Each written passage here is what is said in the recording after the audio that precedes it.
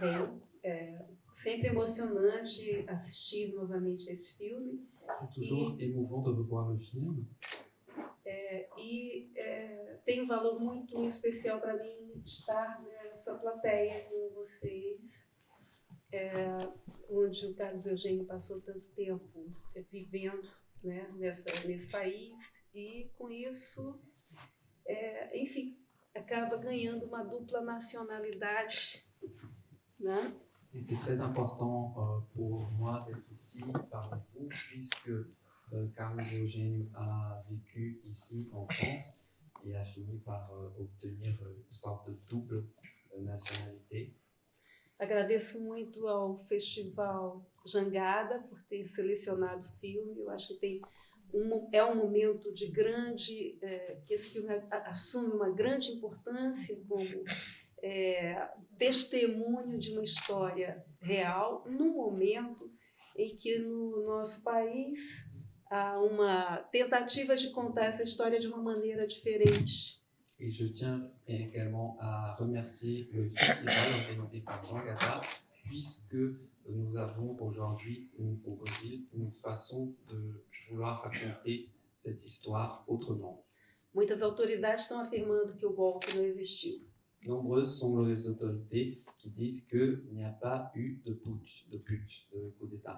Então, com isso, um documentário que traz não só imagens, como testemunho de um agente da história, da importância do Carlos Eugênio, ganha uma dimensão grande de informação e de reforço da história real. D'où l'importance de ce film qui, au-delà des images d'époque, apporte le témoignage d'un acteur important de cette histoire.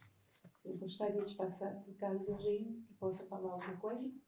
Je passe la parole à Carlos Eugênio.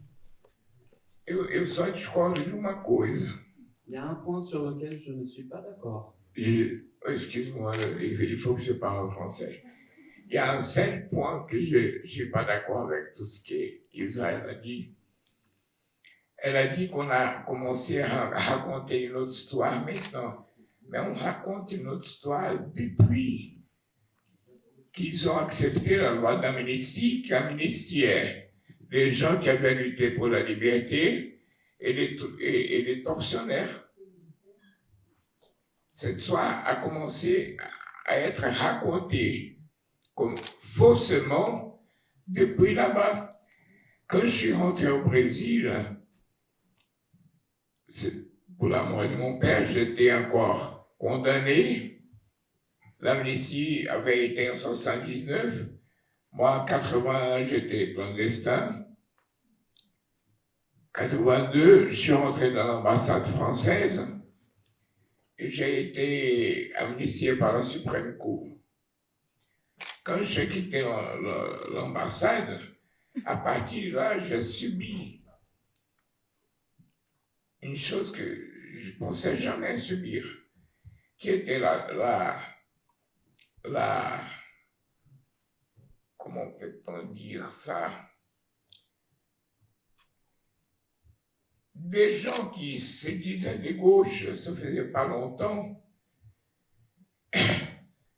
qui niaient tout ce qu'on était en train de vivre. Ils disaient, mais on a encore un général au pouvoir. Et vous disiez que, par exemple, quel était le jour de la chute de la Bastille? 14 juillet, tout le monde le sait. Le jour de la fin de la guerre d'indépendance des États-Unis, 4 juillet. Mais je voudrais que quelqu'un dans la salle me dise le jour où la dictature brésilienne est tombée. Personne. Hamilton, père brésilien. Quel est le jour où la dictature est tombée? Personne ne sait dire. Il n'y a pas un jour, parce qu'elle n'a jamais tombé.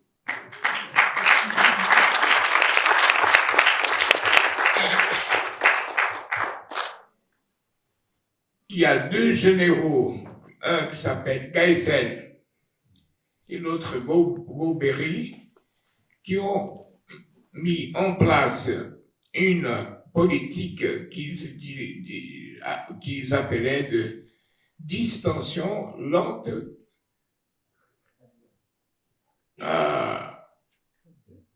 graduelle, on dit, et sûre. Et c'est le régime dans lequel on vit.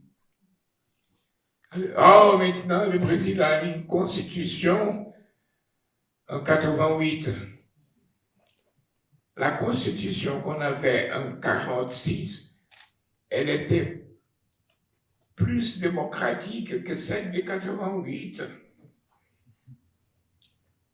Alors, de quoi, quel orgueil? De quoi?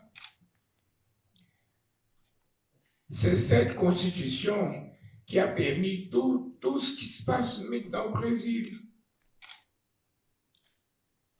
Un président qui dit qu'il a fait 4 enfants mâles et une erreur, que c'est sa fille. Il dit ça à la télé, moi j'espère que c'est elle qui va les tuer un jour. Comment peut-on dire ça? Qui dit, qui défend la torture, que ce qui s'est passé en 64, ce n'était pas un coup d'État, c'était un mouvement militaire pour prévenir les coups d'État que la gauche allait donner. Putain, coup d'État prévenu, vous vous rendez compte? Kafka, c'est du Kafka. Mais qui a permis ça? C'est les gens qui se sont contentés d'amnistier les tortionnaires pour entrer au Brésil et pouvoir être député, être sénateur, être président de la République. Pendant 13 ans, on a eu un parti qui se disait de gauche au pouvoir et ils n'ont pas changé une virgule d'aucun livre d'histoire pour dire que c'était un coup d'État en 64. 13 ans. Pendant ces 13 ans, cette femme a passé 7 de ces 13 ans en allant de porte en porte. Elle a mis dans un truc qui s'appelle Banque nationale de développement économique et social. Vite fait, ils ont inventé un truc qui disait, à partir d'aujourd'hui, c'est interdit de donner de l'argent pour faire des films qui sont des biographies des personnes vivantes. Alors il fallait me tuer, quoi. Un jour, j'ai retrouvé à Marica, la ville où je vivais, le maire, qui était un mec intéressant. Et je lui ai dit, écoute, si toutes les forces de la répression n'ont pas réussi à me tuer à l'époque, c'est pas maintenant le petit qui va me tuer. Vous allez voir. C'est pour ça que je dis, c'est moi qui dois dire merci de ne pas avoir à lâcher quand c'était le plus simple à faire. Et maintenant on dit, bon, Bolsonaro est là. Qu'est-ce qu'on a fait pour qu'il ne soit pas là? On a raconté des histoires. Ces histoires-là, je les raconte depuis longtemps. Et les gens disaient, t'exagères. Il y a même ceux qui disent, maintenant, il dit que c'est héroïque. Je n'ai jamais utilisé le mot héroïque pour parler de nous. Jamais. Bien au contraire. J'ai parlé le mot obligation. Si tu mets la main témoin d'une histoire, il faut que tu ailles jusqu'au bout. Et c'est ce qu'on a fait. Mais on vit dans un temps où, si la résistance du ghetto de Varsovie se passait aujourd'hui, beaucoup de gens diraient, ils sont fous de résister jusqu'à la dernière femme, jusqu'au dernier homme. Mais je serai le dernier.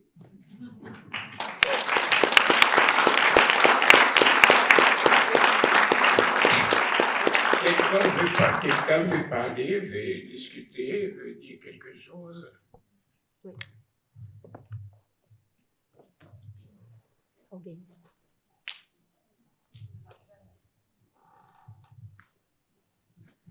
Il y a le micro volant. C'est ici. Merci beaucoup. Mon oncle, il a été exilé, il a été aussi guerrier. Il a été exilé en Suède, mais il n'est pas devenu fou en Suède. Heureusement, il a encore beaucoup d'orgueil de cette époque de sa vie. Merci de vous voir.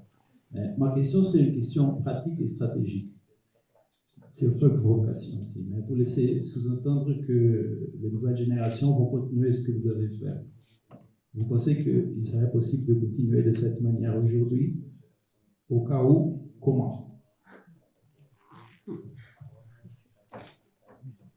Et c'est pas moi de dire aux autres comment lutter.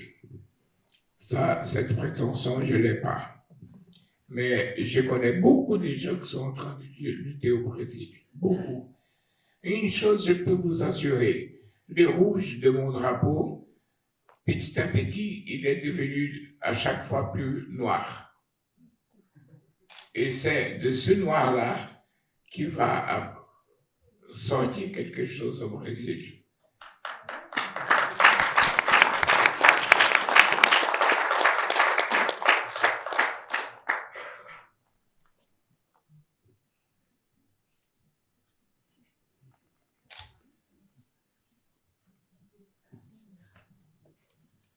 Bonsoir et bravo d'être ici, de partager toute cette histoire avec nous. Moi, j'ai grandi, j'ai étudié dans des écoles les pires qui peuvent avoir les catholiques au Brésil. Donc, vous savez très bien, on n'étudie pas la dictature au Brésil. C'est un vrai scandale. Mais j'appuie sur ce qu'il vient de demander. Comment on peut faire au Brésil de ne pas, parce que bien sûr, vous avez pris aux armes par principe, et vous déléguez à ça, c'est à nous, autres générations, de voir comment continuer la lutte. Vous n'allez pas donner de leçons de tir, j'imagine. Mais comment ne pas arriver là? Parce qu'en fait, par les armes, ça n'arrive pas à aboutir à aller contre ces gens-là. En plus, je voulais savoir qu'est-ce que vous en pensez aujourd'hui avec l'éducation à soi-disant élite brésilienne qui parle mais n'évite pas que Bolsonaro arrive au pouvoir. Qu'est-ce que vous pensez? Qu'est-ce que vraiment en pratique, qu'est-ce que c'est possible pour la société, pour les jeunes, plutôt changer le Brésil, changer cette haine, cette manque de partage de l'histoire, etc. Et je voulais savoir juste sur votre maman. Vous avez eu l'opportunité de rester avec elle aussi après votre papa? Merci. Chez moi, il y avait un truc bizarre. Ma mère, elle était pro le communisme et mon père était fasciste. Et ils avaient une passion folle qui les a fait vivre 20 ans ensemble et faire 4 enfants. Aucun des 4 fascistes. Mais ma mère, à un moment donné, je l'ai recrutée pour l'ALN. Elle a quitté le Brésil, elle est allée à Cuba, elle a fait des cours de guérilla et elle a fait un cours d'infirmière de guerre pour enlever les balles de nos corps, quoi. Après, elle est rentrée au Brésil clandestine et elle a lutté jusqu'au en 1974 quand elle a été arrêtée. Mais il y a des gens qui disent les armes. Les armes n'ont jamais quitté la politique au Brésil. Sauf que maintenant, il n'y a qu'un seul côté qui les porte. Il y a des gens qui disent, mais tu es pour les armes? Je dis non. Comme ça, je suis pas j'aime pas les armes. Je n'aurais pas un arme pour me faire plaisir, parce que j'aime bien ça. Non. Mais une chose que j'ai appris, c'est que on lâche pas le pouvoir. On lâche pas le pouvoir comme ça. Oh, maintenant, ça suffit. Les capitales financiers, les capitales productif et l'agro-business. Oh, maintenant, on donne aux ouvriers, aux fonctionnaires, le pouvoir pour qu'ils fassent quelque chose. Il a suffi 13 ans d'un pays qui n'était même pas socialiste pour qu'ils mettent Bolsonaro au pouvoir. Il faut dire que ces gens-là, quand ils sont arrivés, je ne dis pas au pouvoir parce que eux, ils pensaient qu'ils étaient arrivés au pouvoir. Ils étaient arrivés au gouvernement. Quand ils sont arrivés au gouvernement, ils ont gouverné exactement de la même façon que la droite nous a gouverné depuis 1500. En payant des députés avec de l'argent sale pour qu'ils votent à nos propositions. Quand le premier scandale qu'il y a eu dans le gouvernement PT, M. Luiz Inácio Lula da Silva était à Paris et les journalistes lui ont demandé « Est-ce que ça se passe dans le gouvernement du PT ?» Il a dit « Non mais ça tout le monde l'a fait toujours au Brésil. » Il a dit ça à Paris. Il a dit ça à Paris. Et je l'ai écouté, j'ai dit, putain, ma mesure pour ça, c'était une figure qui s'appelle Frei Beto. Frei Beto, c'était un frère dominicain, c'est un frère dominicain qui était à la Hélène, c'était un camarade de moi, qui a lutté, qui a été arrêté, et après, il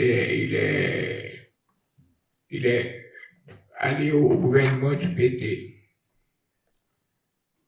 6 mois après, il annonce qu'il quittait le gouvernement.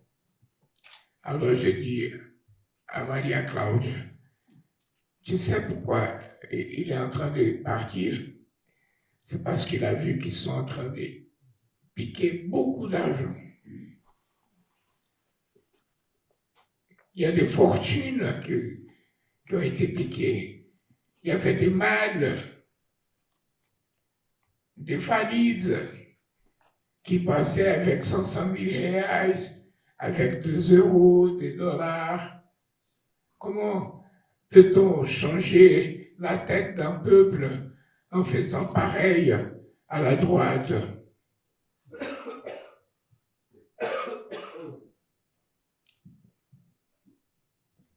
Alors, c'est pas moi qui vais dire prenez les armes, camarades. Mais si quelqu'un prend les armes, il a complètement le droit, il a totalement le droit. Parce que tous les jours, oui, on lui tire dessus. Ce que vous vivez là maintenant, avec les gilets jaunes, on a vécu en 2012 et 2013. Tous les jours, on était 1 million, 2 millions de personnes dans la rue. Moi, j'allais là-bas. Bien sûr que j'ai des camarades qui disaient, les jeunes qui disaient, Maintenant, marre-toi parce que ça va cramer. Alors, je partais.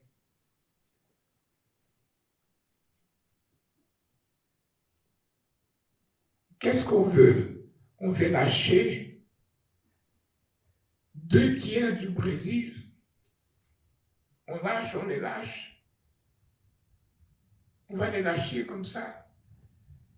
Si on laisse le Brésil comme il est, on sera en train de lâcher 2/3 de notre population. 2/3. C'est comme ça qu'on est humain. Maintenant, ils ont créé un truc. Personne lâche la main de personne. Oui, je suis d'accord. Mais pour ça, parfois, il y a une certaine sage-femme de l'histoire qui s'appelle la violence. C'est pas moi qui le dis ça. C'est un vieux anglais qui est mort déjà. Mais c'est pas à moi non plus d'aller organiser une résistance. J'arriverai au coin de la rue avec ma canne. Mais j'appuierai.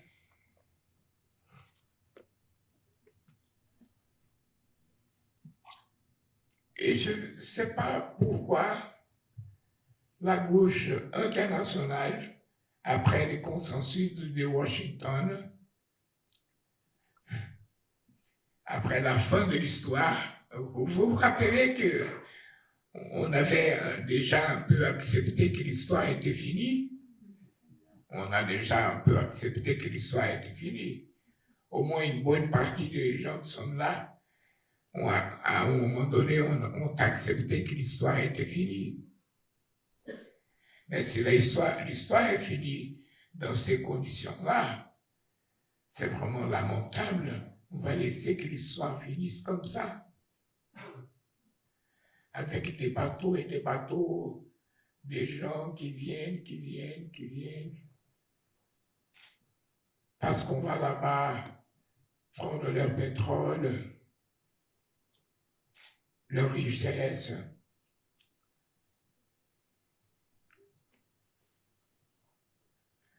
Et on a oublié, un jour, il y a un mec dans ma petite ville où j'habite maintenant, descendant d'Italien, qui dit non, mais Bolsonaro, il a quand même un peu raison de ne pas vouloir qu'il y ait des gens, comment on dit, des immigrants qui viennent ici. Je dis, comment tu t'appelles, toi? Il avait un nom italien. Je dis, écoute, je connais les peuples originaux du Brésil. Ils ne sont pas blancs comme toi et ils n'ont pas un nom italien. Un jour, toi aussi, t'as fui Mussolini ou t'as fui la chute de Mussolini. Parce qu'il y en a de tout au Brésil. Il y a des Italiens qui ont fui Mussolini et ceux qui ont fui la chute de Mussolini. Il y a des gens qui ont fui le nazisme et des gens qui ont fui la fin du nazisme. Il y a un peu partout. Il y a Mengele, il est fui au Brésil. Alors, comment veut-on maintenant limiter que les gens puissent aller d'ici là-bas? Ce drapeau qui s'est transformé petit à petit en noir ne reconnaît pas de frontières. C'est pas par hasard que j'étais dans une organisation qui était déjà horizontale. Ça, c'était déjà un bon début dans la politique. Quand je suis arrivé à Paris, j'ai regardé les groupes brésiliens qui étaient déjà en train de partager les gâteaux, quoi. J'ai regardé, j'ai dit, putain, c'est pas la politique que j'ai fait une autre chose qui s'appelait révolution. Cette politique-là, je vais pas la faire. Si c'est ça la politique, je suis dehors. Et je me suis mis dehors et j'ai toujours suivi dehors. J'ai toujours trouvé un moyen de me payer mon pain sans avoir besoin d'adapter mes idées à la nécessité du pain. Comme ça, je peux dire tout ce que je veux, à moins que vous mettez. Tais-toi, Carlos, ça suffit, on ne veut plus t'entendre. On veut aller prendre un pot en face, une bonne bière. Moi aussi, j'ai faim. Je voulais faire 2 hommages. Et j'ai déjà fait un hommage. Ça fait 2 jours, elle a tué un copain à moi qui n'était pas mort. Et j'ai pleuré, tu vois, et après elle me dit, non, t'avais raison, il n'est pas mort. C'est un mec qui apparaît dans le film, qui a une grosse barbe comme ça, vous vous rappelez. Ce mec, il était fils d'un des plus grands écrivains brésiliens, qui s'appelait Nelson Rodrigues.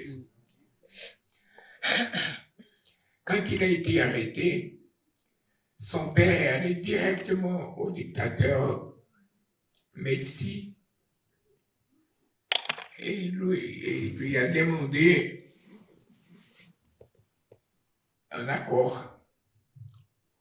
Et Médici, qui était très copain, c'était un écrivain d'extrême droite, un très bon écrivain, mais lui, il était de droite.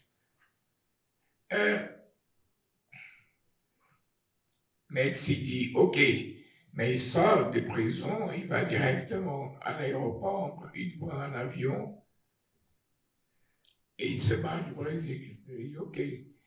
Alors, Nelson Rodrigues est allé en tôle et lui a dit, mon fils, ça suffit, tu ne vas plus être torturé. J'ai un accord, j'ai fait un accord, il a raconté, et il a dit, mais je t'ai pas autorisé à faire ça. Je ne sortirai d'ici que quand tous mes camarades qui sont ici sortiront, ou quand on vaincra, allez lui dire à lui. Et il n'a pas accepté. Et c'est le seul camarade qui, n'importe tout ce qu'il disait, il y avait la presse le lendemain qui disait des choses contre moi, les partis de gauche. Et lui il disait, mais on dirait que vous n'avez pas vécu la guerre, vous ne savez pas qu'est-ce que c'est que la guerre. Vous avez pas compris qu'est-ce qu'on a passé. Je suis de son côté, comme toujours, il disait. Alors, puisque maintenant je sais qu'il n'est pas mort, elle a tué, elle a dit qu'il avait mouru. Je savais qu'il était entré à l'hôpital, mais je savais qu'il avait sorti, il a dit non, il est mort, j'ai dit oh putain. Et je voudrais aussi parler de Katia Adler. On était voisins de palier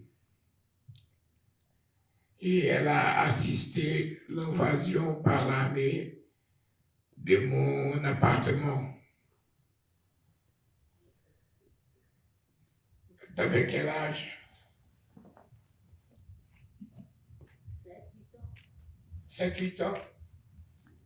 Elle n'a rien compris parce que c'était ses copains et copines. Ma mère était très copine de sa mère. Sa famille avait déjà souffert parce que son grand-père a été expulsé du Brésil, M. Haïti Moussaché. Et un jour, au Facebook, je vois un récit, c'est elle en train de raconter avec les yeux qu'elle avait à l'époque ce qu'elle avait vu. Et moi, j'étais clandestin déjà, et ça m'a vachement ému. Et j'étais complètement ému. Je dis, voilà, comment les choses se passent, parce que on dirait à Chaumont. Les gens y vivent les choses chacun de sa façon. Quelqu'un a fait un signe là. D'abord, il y a le monsieur là. Carlos Eugênio. Milton. Isso. C'est vachement intéressant le document qui est ta contribution dans cette page de l'histoire du Brésil, avec ton témoignage sur des faits qu'effectivement il n'y a pas eu encore beaucoup de choses de cette même manière-là, mais il y a encore beaucoup des acteurs qui sont vivants. Et surtout, le paradoxe, c'est ça la question que je te pose, ça veut dire que dans la période qu'on vit aujourd'hui politiquement au Brésil, avec l'arrivée de l'extrême droite au pouvoir, est-ce que tu crois que ça va permettre d'éclore une certaine, disons que, vérité sur cette période qui va de la lutte à la fin des années 60 jusqu'à l'amnistie qui était décrétée par les militaires en 79, et qu'il y a beaucoup d'ombres encore, mais beaucoup qui peut-être ces ombres-là, elles cachent, disons que une évolution, même que nous n'étions pas d'accord tout à fait avec toi sur quels sont les acteurs qui ont mené à Bolsonaro au pouvoir, peut-être qu'on n'est pas d'accord tout à fait, mais le fait c'est que Bolsonaro est arrivé au pouvoir, l'extrême droite au Brésil, avec l'appui d'eux-mêmes qui en 64 ont fait le coup d'État contre le gouvernement légitime, c'était Jean Moulin. Et donc il y a beaucoup d'ombres encore dans notre histoire récente, hein, de cette 30, 40 dernières années, 50 dernières années.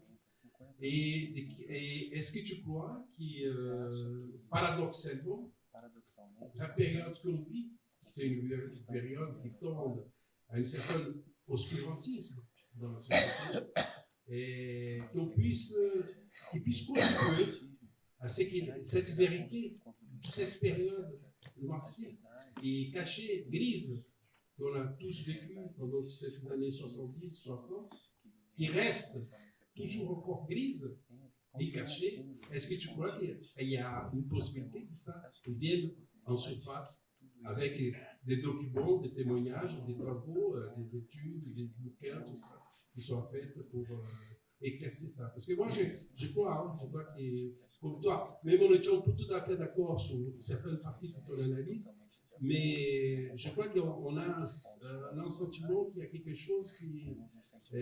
l'arrivée de Bolsonaro au Brésil, c'est pas simplement le fait, un truc comme ça, qui nous tombe du ciel sous notre tête comme ça, mais c'est aussi peut-être, oui, qui pendant une certaine période, on n'a pas regardé en face notre histoire.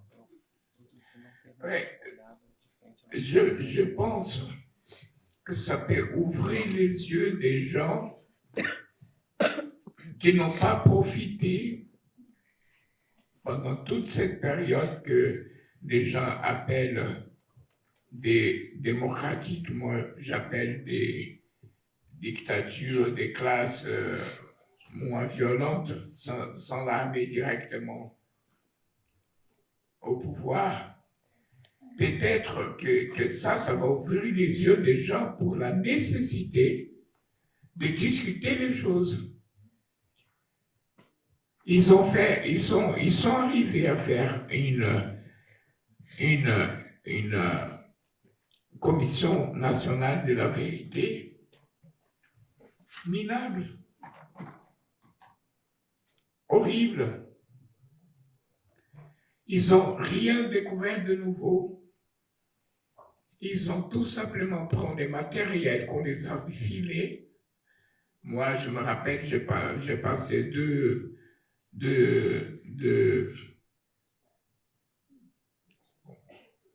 puce, donc, pendrive, deux pendrive à la commission. Ils m'ont demandé plus rien.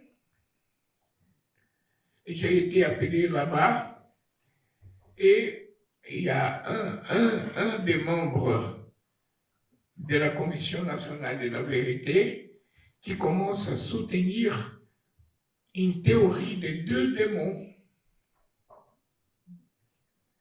Qui avait le démon de la droite et qui avait le démon de la gauche.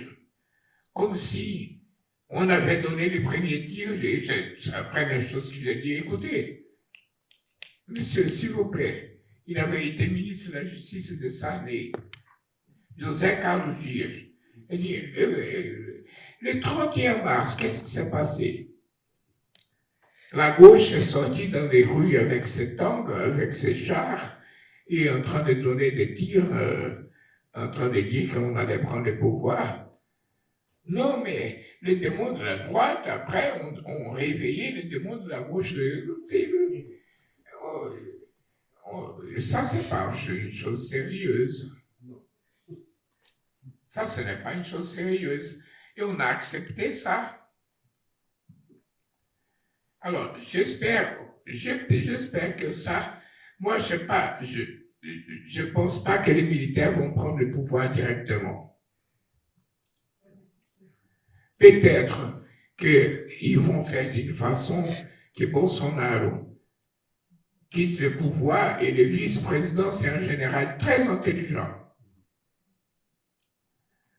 Bolsonaro, il fait trop de conneries.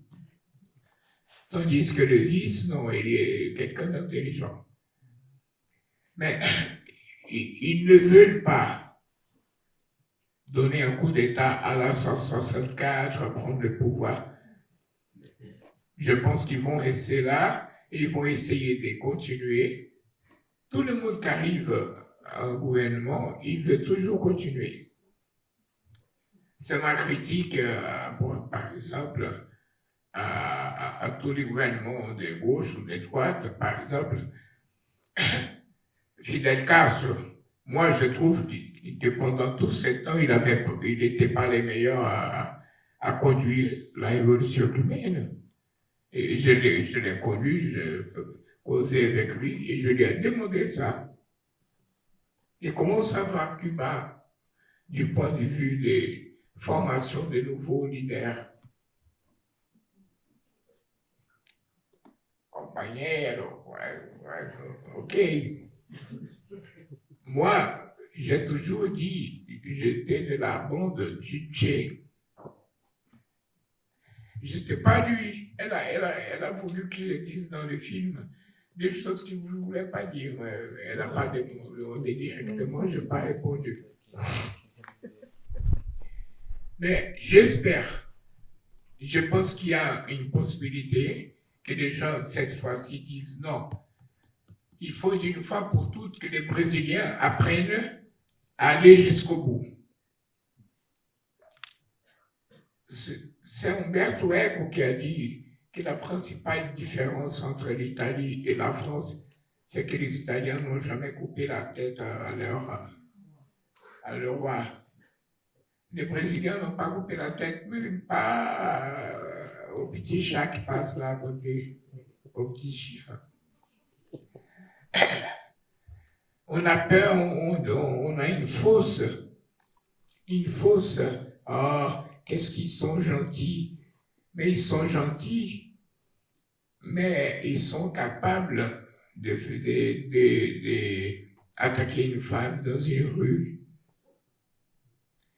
de battre la femme avec qui il vit. C'est pas joli ça. On n'est pas ce peuple que les gens pensent que nous sommes. Tu n'es peut-être pas d'accord avec moi? Moi, je suis d'accord. On n'est pas le peuple que vous pensez que nous sommes.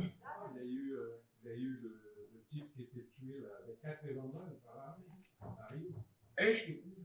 80 balles pour tuer un mec, en plus, oh là là, en plus, il tirait très mal. Parce que nous, si c'était des tirs de l'aérienne 80, tout le monde qui était dans la bagnole était mort. Et comment peut-on faire un truc comme ça?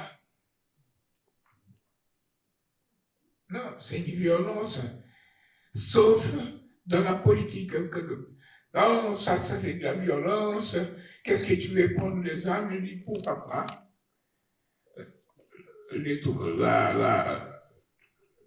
La droite, elle est armée. Les polices sont armées. Les armées sont armées. Comme les non dit armées. Et nous, on n'a pas le droit parce que sinon, attention, papa va couper le dessert. Parce que c'est les gens de gauche, c'est des gens bien, qui ne sont pas violentes. Carlos, les gens de gauche ont subi la répression très fortement aussi. On quoi? On subit la répression très fortement aussi. Oui, et pour ça, ils ont droit à lutter. Aujourd'hui, Lula est en prison. Il est condamné à 12 ans de prison. Je considère qu'il n'a pas fait exactement. Enfin, il n'a rien fait pour avoir 12 ans de prison aujourd'hui. Donc, relativement. Écoute, j'ai dit les gens de gauche, je parlais pas, par hasard, je parlais pas du PT. Tu es venu dans une défense. Lula, ils ont fait une saloperie avec Lula. Parce qu'ils ont changé un truc autorisant qu'un Brésilien ou une Brésilienne soit arrêté après la deuxième instance. Tandis que notre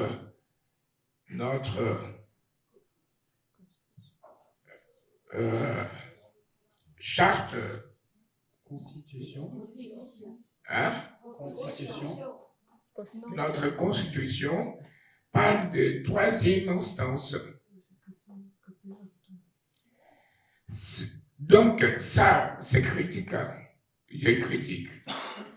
Mais si tu penses qu'il n'a pas fait ça, t'es vraiment naïf.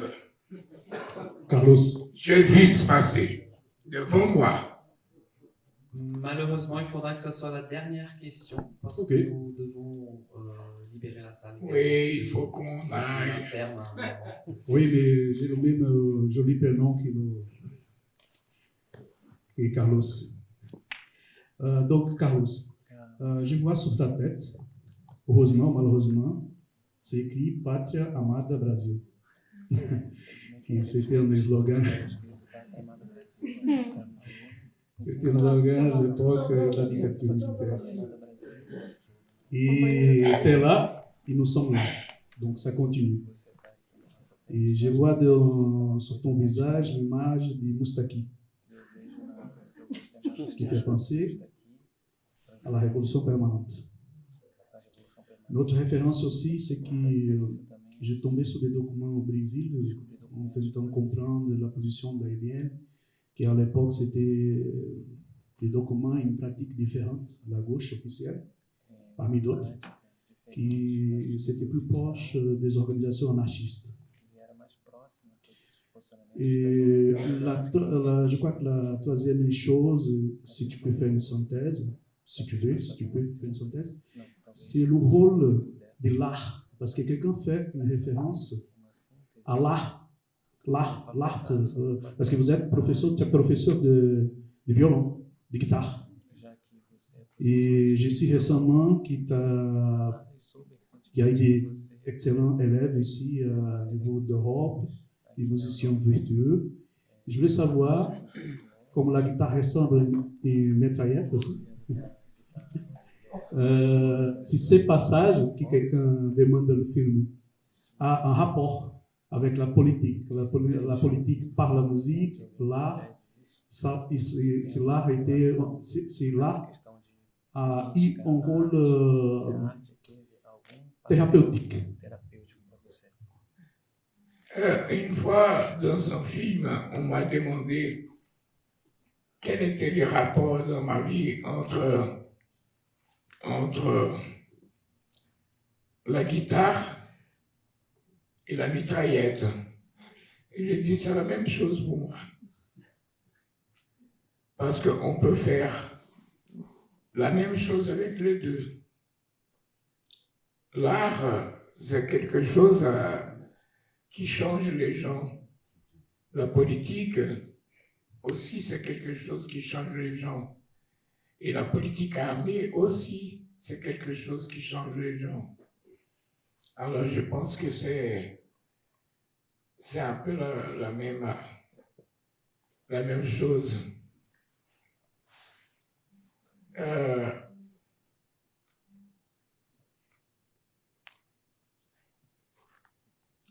L'ANN n'était pas une organisation anarchiste, mais elle portait dans soi des éléments qui, par exemple, une organisation horizontale, c'était plus tout 3e international, quoi, ni 4e international. C'était déjà quelque chose de... Il n'y a pas quelqu'un qui connaît plus que les autres. On avait une hiérarchie qui, quand on était en action armée, parce que là, dans un moment armé, là, il faut absolument d'une discipline et d'une hiérarchie, sinon ça ne peut pas se passer. Mais ce que je trouve original dans les liens par rapport aux autres organisations, c'est que nous, on a trouvé une façon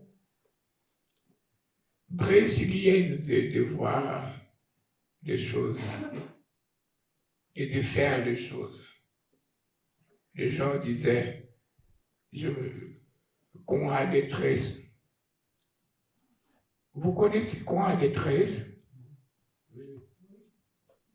Très peu de gens. C'est un Belge à niveau de Jacques Brel. J'ai dit un Belge à niveau de Jacques Brel, pour moi, c'est quelque chose. Il y a des gens qui aiment pas Brel ici. Mais il a fait une interview avec Maniguel et il a demandé à Maniguel, est-ce que vous vous considérez un communiste orthodoxe? Maniguel, soit tu es orthodoxe, soit tu es communiste. Je ne veux pas être un communiste orthodoxe.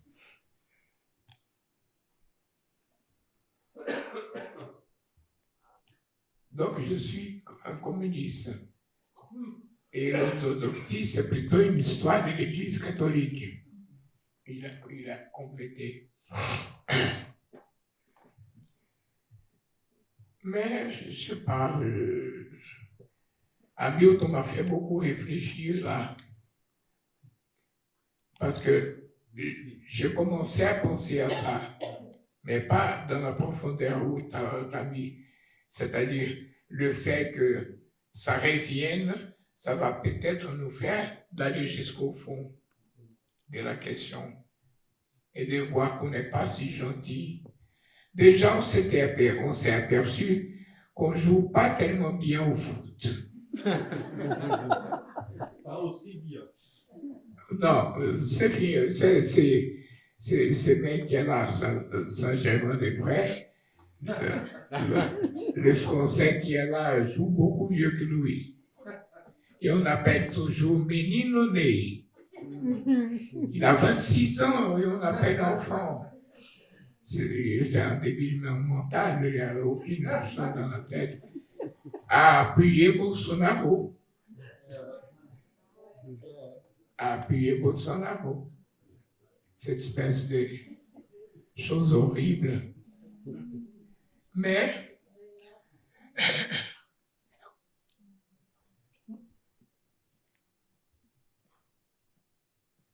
il faut maintenant qu'on apprenne qu'on n'est pas si gentil que les gens pensent que nous sommes et qu'on aille jusqu'au bout des choses.